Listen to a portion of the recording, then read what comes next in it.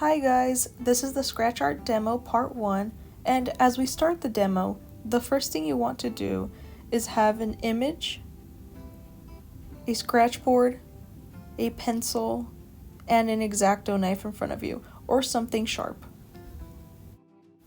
Also, the scratching board should be the same size as your image for this demo. So this is an easy way to transfer an image into a scratch board, and if you're confused by the process, just follow along independently. Okay, so the first step of the process is turning your image around and putting the scratch board to the side. And with your image, you're going to use your pencil to cover the whole back with graphite. And the tip with this is that you want to make it as dark as you can, because when it becomes darker, it's easier and better for tracing. If you keep it light, then the marks will barely show.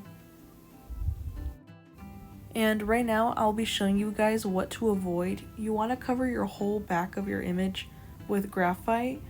We do this because you want to make sure whenever you get to the tracing part, it would look accurate.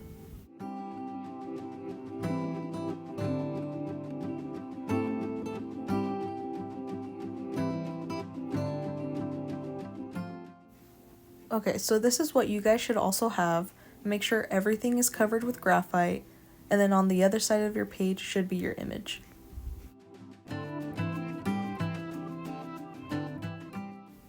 Next, I recommend using tape or a paper clip to keep your image together. You guys are going to see me use tape for mine.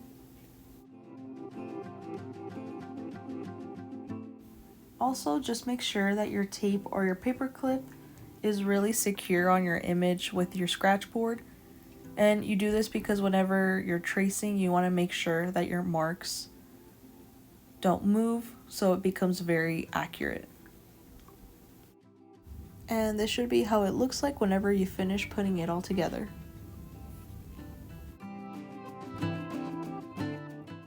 And now we're going to get to tracing, and you guys are going to see me use a color pencil to trace, just for you guys to be able to see my marks, but you guys are going to be using a pencil. So the key of scratch art is that you're going to be working backwards, and that just means that you're going to have to get used to leaving areas alone whenever you see black in your image, and you're going to have to keep reminding yourself that you will not be touching those areas. Also, something that I recommend when working with scratch art is to trace as much as possible in this stage, because it becomes easier with the details whenever you scratch it with the X-Acto. So I want you guys to notice that while I'm tracing, you will see me outline everything with pencil, but keep in mind that you will not be doing the same thing with your X-Acto. So right now I am tracing everything that I see, and in this area it's darker than the other areas, so you're going to be outlining, and you want to outline everything because later on whenever you work on the scratching part, you're going to forget what areas needed to be dark or light, and tracing just helps getting that refresher.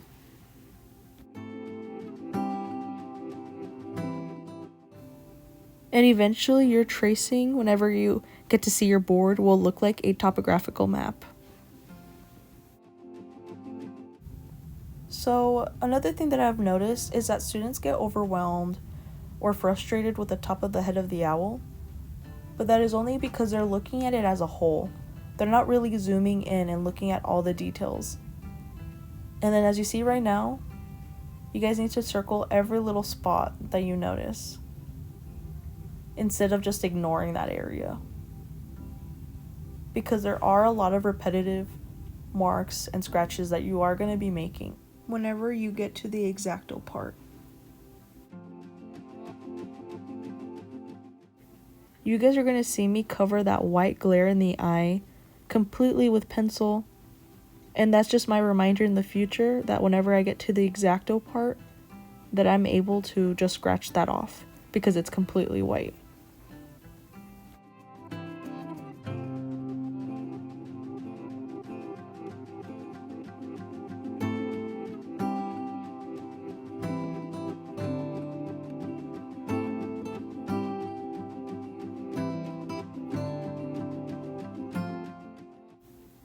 And here's what I have traced down for now.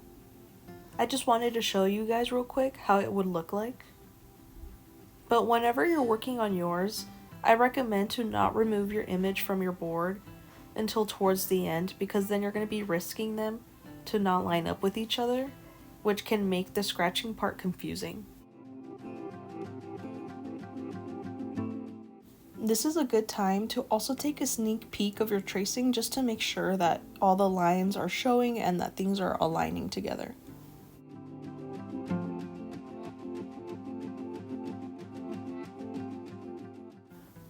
You don't want to press too hard with your pencil while tracing because you don't want to risk denting your board.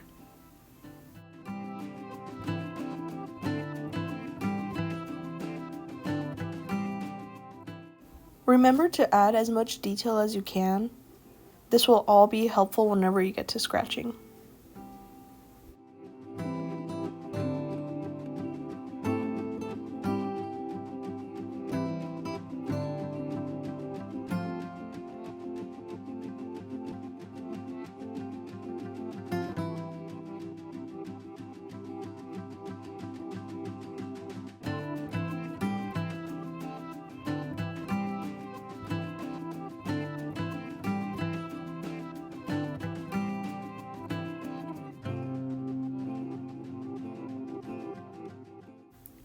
Also notice that right here, I'm also tracing the direction of the fur.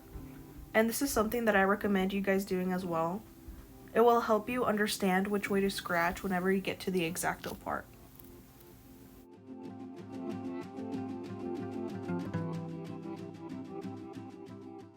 So some students will have more tracing than others, and it just all depends on your preference of how much visual aid you would like. But I will say it is more easier to have more than less. But if you are more comfortable having less and you want to try different techniques or you have your own style, you are more than welcome to. Okay, so now moving over here. And you guys are going to see me mark down the most noticeable marks first. Usually means that they're darker and bigger. But then with time, you'll notice the smaller ones.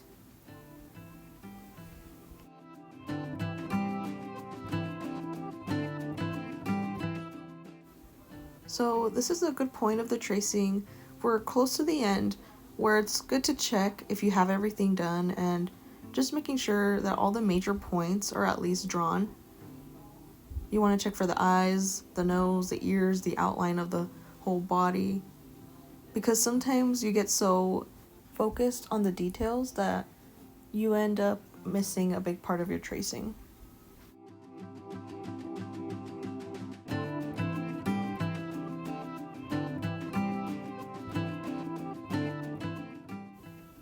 By marking everything down, you also see everything as little shapes rather than what it is. So this also helps you feel less overwhelmed whenever you start getting into the actual X-Acto part.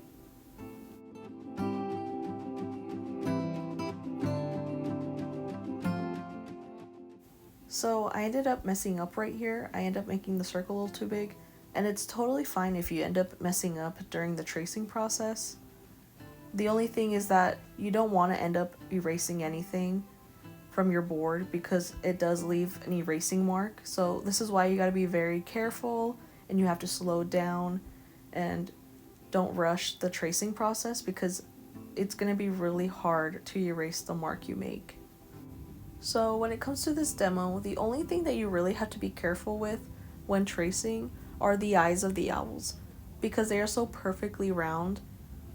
But when it comes to fur or feathers, it's never perfect. So if you happen to make a mistake during these spots, it's perfectly fine because no one will ever notice.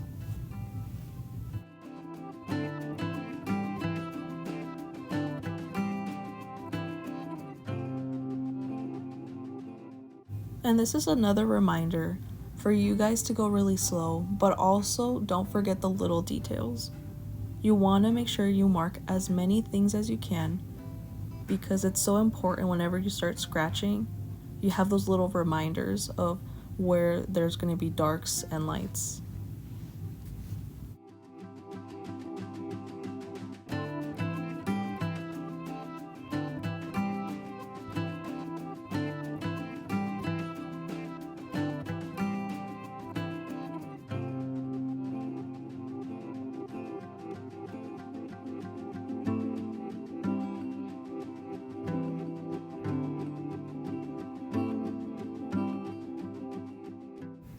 And this is how your board should somewhat look like whenever you're done tracing.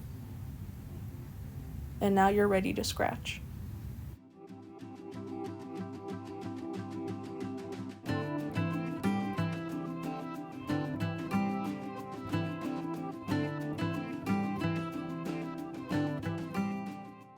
Okay, so now we can begin. So you can take apart your image from your scratch board, and this is a reminder that you're going to keep your image in front of you at all times whenever you're scratching. And this is how your board should look like.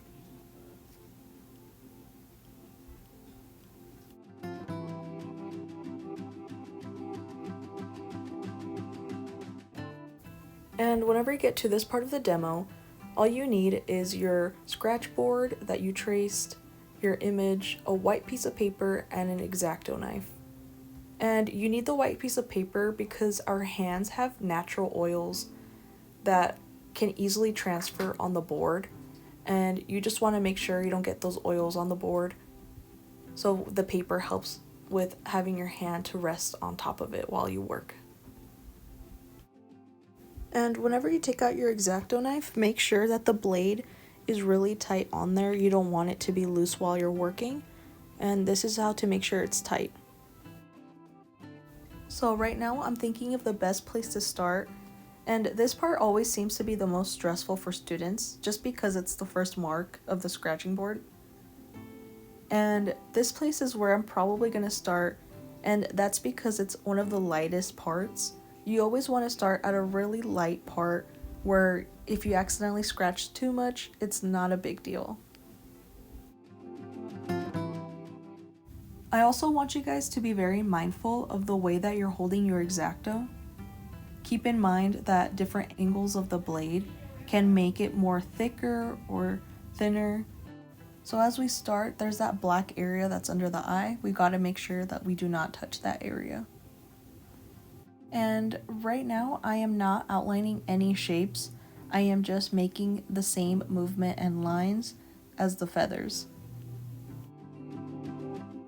So you never want to start on the eye because that's something that you want to save for the end, or at least towards the end. That is something that is very detailed and it can be a little stressful to work on at first. So you always want to give that time and have a little bit more practice with the medium before you get there. While I'm working, I'm picking up the X-Acto every time I make a line. This is something that you don't want to be going back and forth with. You want to be getting in the habit of picking it up.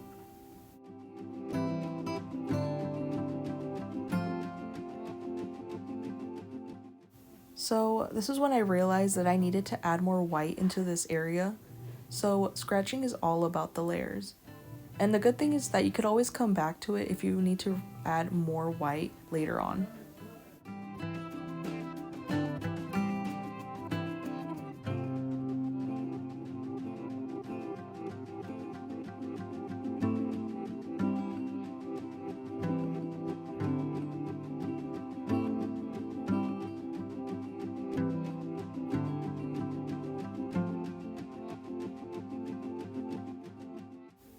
So I'm noticing this area that's really dark and shiny, and this is what I mean from the oils of your hands. You guys have to be really careful where you put your hands on this board. If you need to put more than one paper, I recommend to do so, because once the oil is on there, you cannot take it off.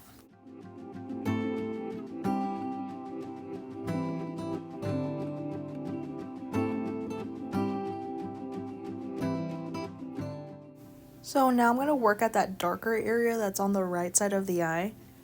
And just notice that I'm still adding a little bit of the scratch marks, but you're barely adding any.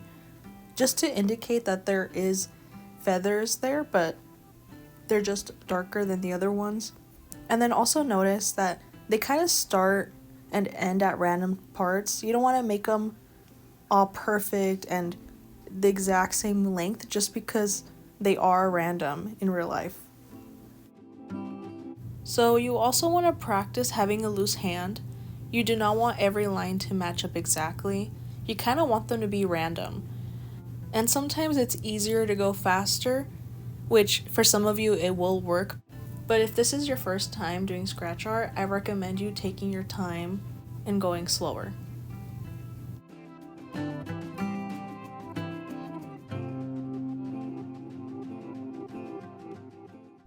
So my biggest tip whenever you're working with feathers or with fur is to follow the same movement and flow that it does in the picture. Like if you happen to mess up and you happen to go too light or you accidentally leave it too dark, as long as it follows the same movement, people are not going to notice.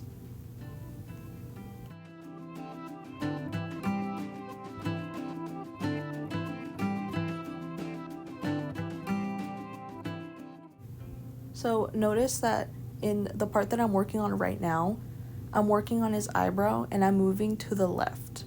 So I'm not going that vertical line that I was doing earlier. I'm following the movement that is like in the picture. Because the movement that it's on his forehead is more vertical. But the one on his eyebrow, it's slanted to the side.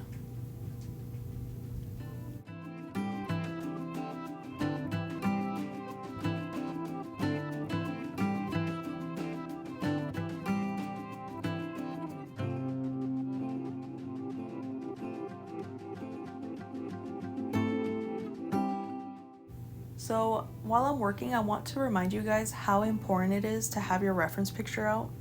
You guys will be graded if you have it out or not, because it is that important. You guys can't see my eyes, but they're constantly switching back and forth from the image to the scratch board while I'm working.